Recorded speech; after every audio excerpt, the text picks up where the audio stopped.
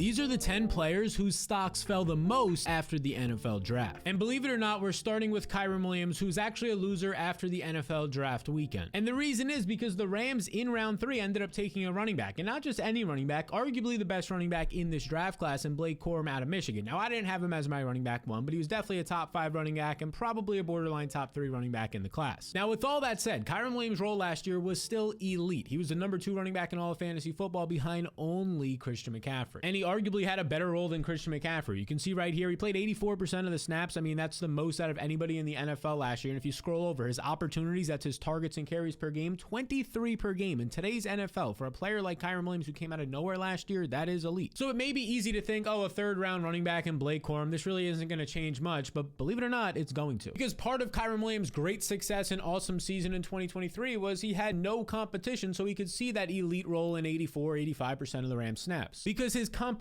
a year ago, as you can see right here, was these 2 guys. It was Ronnie Rivers and Zach Evans, who Sean McVay and the Rams just did not trust to put on the field. Evans was a late round, I want to say a 6th round draft pick last year, and he could barely get on the field even in the preseason. Now, it's not like Kyren Williams only found success because of his large role. It definitely helped a good amount, but he was also efficient. He ranked top 10 in yards per carry and yards created in 2023. But if he's going to be like a top 12 pick, as he currently is right now in fantasy football drafts, you need that 80% snap share. And if it's going to drop down to even 60 or 65% with Blake Corm back there now, I'm not touching him in the top 12 or even top 15 picks. Because as I mentioned, Blake Corm being in this backfield does matter. He is a legit running back and arguably the best pure runner that was in this draft class. Now, Sean McVay was interviewed after the draft like most GMs and coaches are, and he basically said when somebody asked him about Blake Corm, yeah, we saw a lot of Kyren Williams traits right here. One of the things that jumped off is there's a lot of traits that reminded me of Kyren Williams, so they kind of view these guys as maybe not equals, but a guy who skills-wise and traits-wise can replace Kyren Williams, give him a breather on an entire series or 2 in a game, which is going to be like 30% of the snaps. And that's just the starting point. What if Blake Corm is actually really good, potentially even just as good as Kyren Williams? Because in college, he definitely was. At a similar size program, Kyren Williams went to Notre Dame and Blake Corm went to Michigan, where in 2022, he had his massive year of over 1,400 rushing yards. With the receiving yards of 80, he had over 1,500 total yards. And if he didn't injure his knee late in the season, I think it was a meniscus, he would have probably been a top 50 pick, maybe even a late 1st round pick in last year's NFL draft. So there's no doubt that this added competition in Blake Corm, who is a real true NFL rusher, is going to hurt Kyren Williams. Now, the number 9 player on this list, who was the 9th biggest loser you can call him from the NFL draft weekend, is, believe it or not, Devon A-Chain, which may trigger some people as well, because every time A-Chain touched the ball last year, it felt like he had a 30-plus yard touchdown. But the reason why he did not benefit from the NFL draft was this right here. First of all, there was no 1st round offensive lineman taken like we thought they might do with their 21st overall pick. They took the edge Chop Robinson out of Penn State. They took a lineman in the 2nd round, late 2nd round, but here's the big one.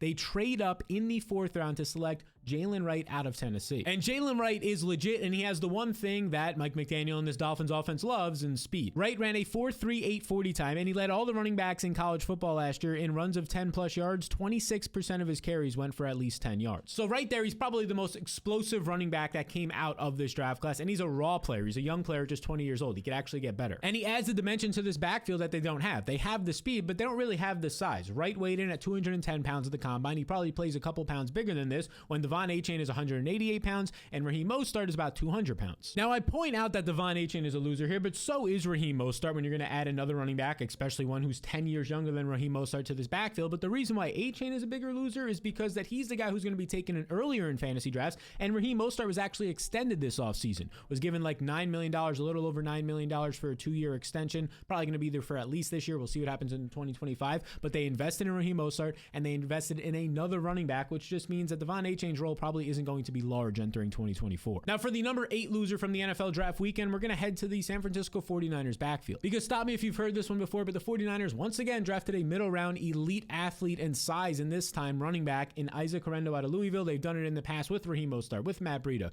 with Tyrion Davis-Price, with Elijah Mitchell. And now they do it with Isaac Correndo out of Louisville, and he was great there. I mean, he had a breakaway run rate. His runs of 15 or more yards, 10% of the time. That's well above average. Now, he transferred to Louisville for his final year, where he actually saw his first really large workload. Once he actually saw his most carries in 2023 compared to his 3 previous years combined, 132. Looked good out there, averaging about 6 yards per carry, 810 total yards, added a couple of receptions. And this was as he was a running back 2 on that Louisville team behind Joar Jordan, who was also drafted in the NFL draft. So not even a full-time player yet. And a big reason why the 49ers probably drafted him, and maybe why you heard his name, is because of what he did at the NFL Combine. At 221 pounds, so a big running back. He runs a 4.33 40 time, the fastest running back in this class, and also one of the biggest biggest running backs in this class. Also shows elite burst and elite agility. So now you look at the 49ers backfield where he's going to go into, and of course Christian McCaffrey's the running back one. This isn't to say that anything's wrong with Christian McCaffrey, but if he was to miss some time or just a pure handcuff here, it makes things a lot worse for Elijah Mitchell, who's a massive loser here in terms of fantasy and just his overall real life role.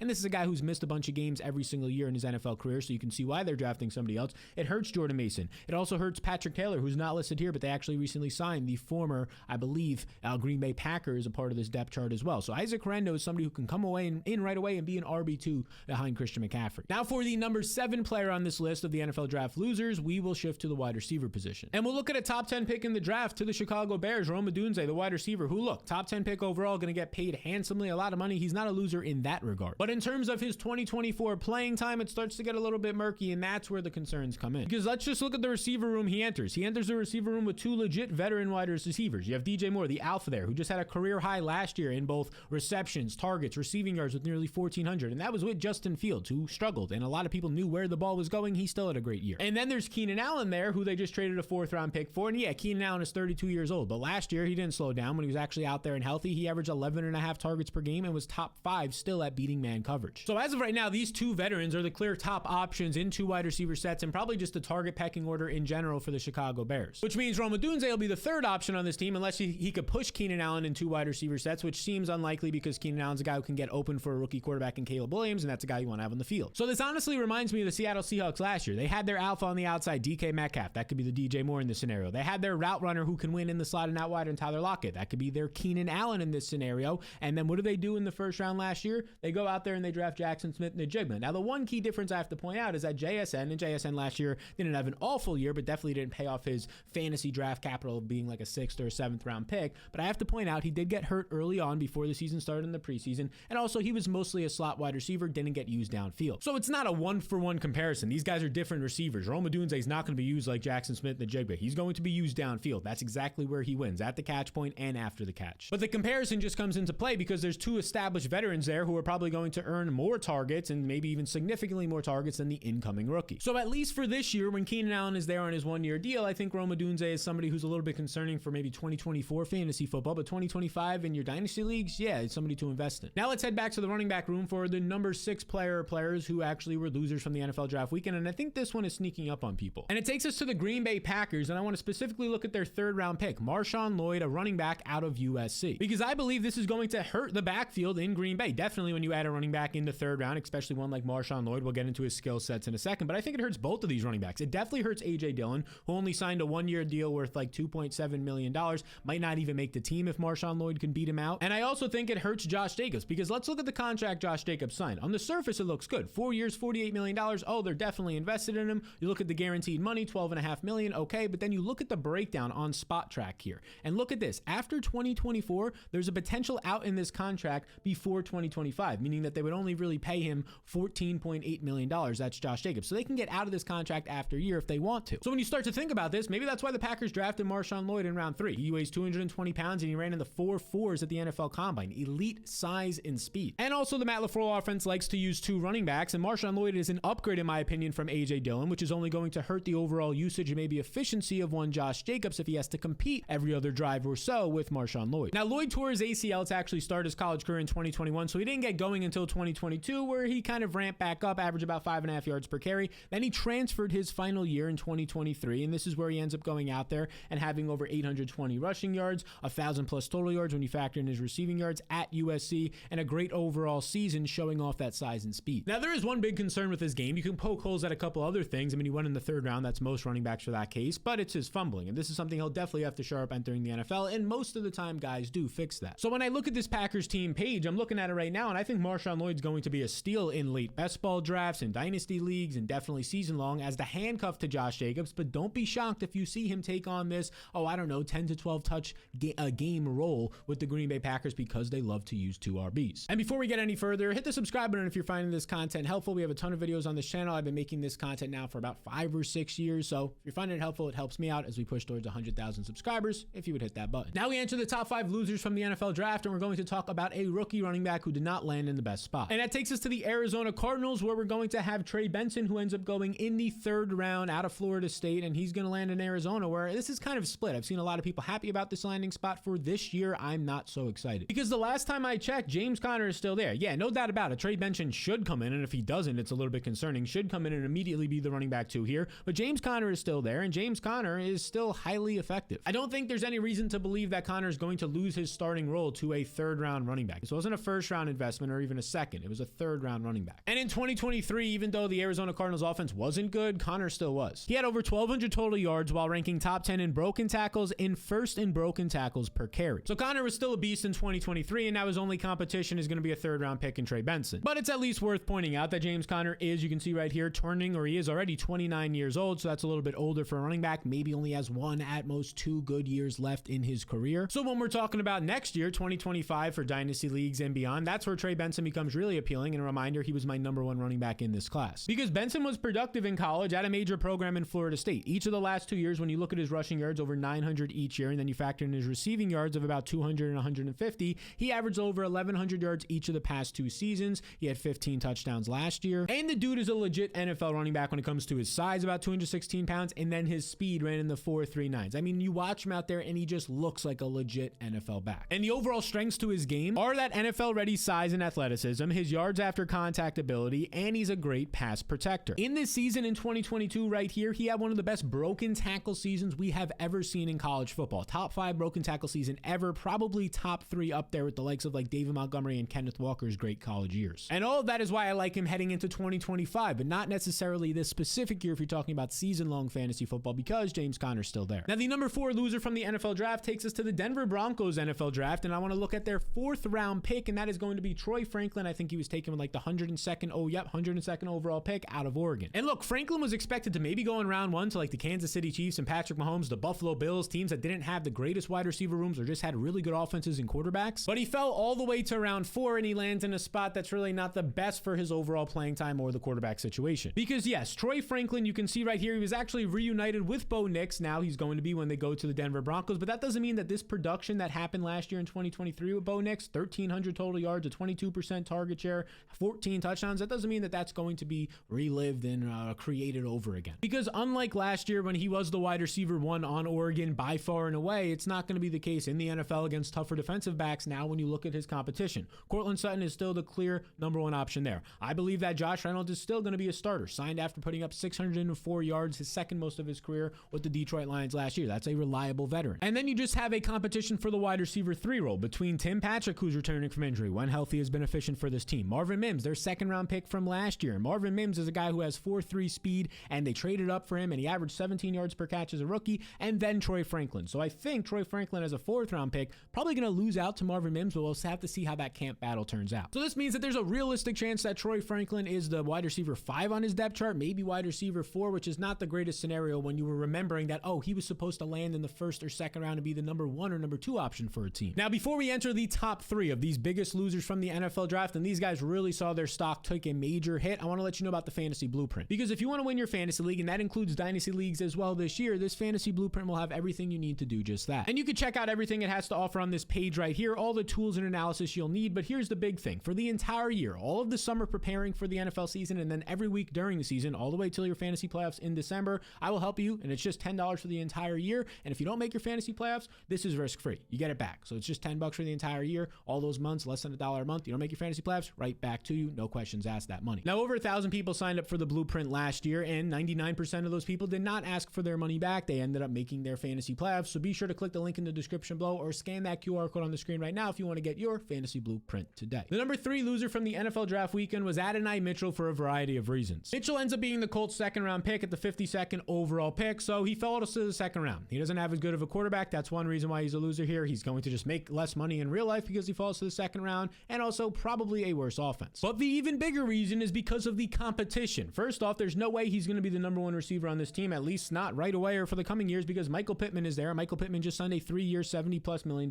extension. There's also Josh Downs, who last year, Josh Downs goes out there as a rookie in the 3rd round, and he ends up putting up over 700 yards, almost 800 yards, and was a top 20 player at beating man coverage. So it's going to be tough for Adonai Mitchell to compete with even that. And again, another sneaky loss is the fact that he doesn't have or doesn't land in a situation with a team like the Chargers and Justin Herbert, the Bills and Josh Allen, maybe even the Chiefs and Patrick Mahomes. No, he has Anthony Richardson coming off of an injury, and we love Anthony Richardson. But let's not kid ourselves and say that he can sustain 3 wide receivers. He might not even be able able to sustain 2 because of his rushing ability and upside. Now, all that said, he's still a second-round pick, which is solid draft capital for A.D. Mitchell, and there's a reason to like him. He's just an athletic freak. He's 205 pounds, and look at these athletic testing numbers. 4.3, 4.40 time, elite agility and catch radius and burst. All this stuff is great. But there are questions on his profile. Mitchell has effort concerns when you watch some of his routes, and his college efficiency was never great. Now, a reason maybe for the efficiency not being great in the overall production could be the fact that Quinn Ewers overthrew him a lot last year, probably left like 300 plus yards out on the field. But I just still can't get over the fact that he did not land in a great spot based on where our expectations were for him, where he could have maybe been a number 1 or number 2 receiver for a team. Now he's going to be fighting with Alec Pierce for the number 3 job, and I do think it's a job that he can win, but let's not just assume that he will. Just like last year, Quentin Johnson for the Chargers couldn't beat out Josh Palmer in training camp, and Quentin Johnson was a first-round pick. So it wasn't a great weekend for Adonai Mitchell, but it also was even worse for this next player. Because the number 2 biggest loser from the NFL draft weekend takes us to the Raiders draft, and it's because Brock Bowers was drafted, the tight end out of Georgia, in round 1, one of the best tight end prospects we've ever seen, which is going to hurt their current tight end, Michael Mayer. And look, Mayer was having a solid year last year. You look at his overall numbers as a rookie, only 304 yards. Okay, not great, but in the second half of the season, he started to come on. He earned twice as many targets in the second half of the year for the Raiders last year. And that's a great sign because rookie tight ends usually take 2 or 3 years to start to break out, and he was doing it towards the end of last year, but now that's probably going to be put to a halt because Brock Bowers is there. And although Mayer was like one of the best tight ends we've seen in a while in terms of production at Notre Dame, Brock Bowers is just another level ahead of him at Georgia. So really tough competition he faced. Right away as an 18-year-old freshman, earns a 20% target share, 882 yards, and this is an offense that spreads the ball around. This is like a 1,200-yard season for a lot of guys. He's a tight end.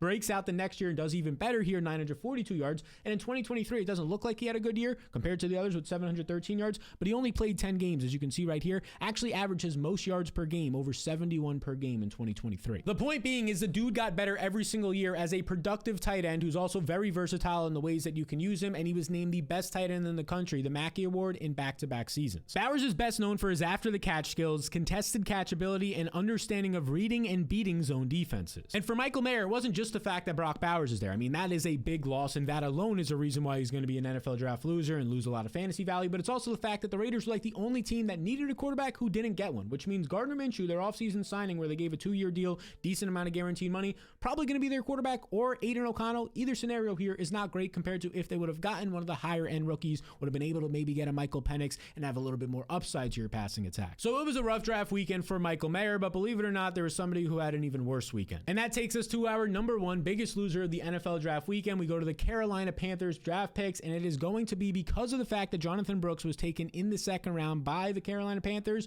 Chuba Hubbard is the biggest loser here. And now you can say the Carolina backfield in general is a loser. Like Miles Sanders, he got $6 million per year last year, but then he lost his job to Chuba Hubbard. So he was already probably like on the way out from this team. But the fact that Jonathan Brooks was drafted hurts Chuba Hubbard because he was in line after having a solid season last year to be the guy this year, but now all of that has come to a crashing stop. Because not only was Jonathan Brooks taken in the second round, the Panthers ended up trading up for him. They gave up a draft pick in order to do so because they value him, and they knew a lot of other teams did as well. And let me correct that. They actually gave up 2 picks, 2 fifth-round picks, in addition to swapping their second-round pick to get Brooks. This is significant draft capital. Brooks is a legit running back. You'll see his college production is kind of weird. 2021 and 2022, look at this right here. Only 21 carries and 30 carries. Well, it was because of the fact that he was behind Bijan Robinson and Roschon Johnson, 2 NFL running backs. But in 2023, he finally is able to get his workload. He plays 10 games. Between his rushing yards of over 1,100 and his receiving yards, you can see right here, of 286, he had over 1,400 total yards. He averaged 142 total yards per game, and the film looked good. Now, his season did end with an ACL tear, so we didn't get to get any athletic testing from him, and we only have a 10-game sample, which makes his profile a little bit suspect, but from what we saw last year, he was arguably the best back in this draft class. And of course, all those things, plus the ACL, could be a concern, but the fact that the Panthers traded up for him in the second round kind of wipes those away because it just shows they don't view it as a major concern. And Brooks' greatest strengths are his NFL size, vision, and strength. I mean, he last weighed in at 216 pounds, probably a little bit bigger than that now, around 220 pounds, which is like the ideal size for an NFL back. And a lot of people don't like the landing spot for Jonathan Brooks, but I actually think that's an interesting one. We'll talk more about this in a future video, but he gets Dave Canales, who just allowed and used Rachaad White in Tampa Bay last year as a workhorse back, not a guy known to be a workhorse back. Jonathan Brooks definitely can be that. And Rachaad White had 330 plus touches, top 3 in the NFL last year. Maybe we get that for Jonathan Brooks. So there is a chance that to start the season, Chuba Hubbard is still the guy just because Brooks is coming off of an ACL tear. He had surgery in November, probably be ready by August or so. So they might ramp up Jonathan Brooks for the first month or so, but then after that, we might start to see these 15, 16, 20 plus touch games the second half of the year for Brooks, which is when I want to actually be having him. So these were the 10 biggest losers from the NFL draft weekend. I'm curious in the comments to see what you guys think, which players I might have missed, or which guys you just disagree with from this video. And if you want to check out the 10 biggest winners from the NFL draft weekend, well, over here, you can check out this beautiful video that we released earlier in the week, a couple of days ago, or depending on when you're watching this, a couple weeks ago. Either way, check out that video. YouTube believes you will like it as well.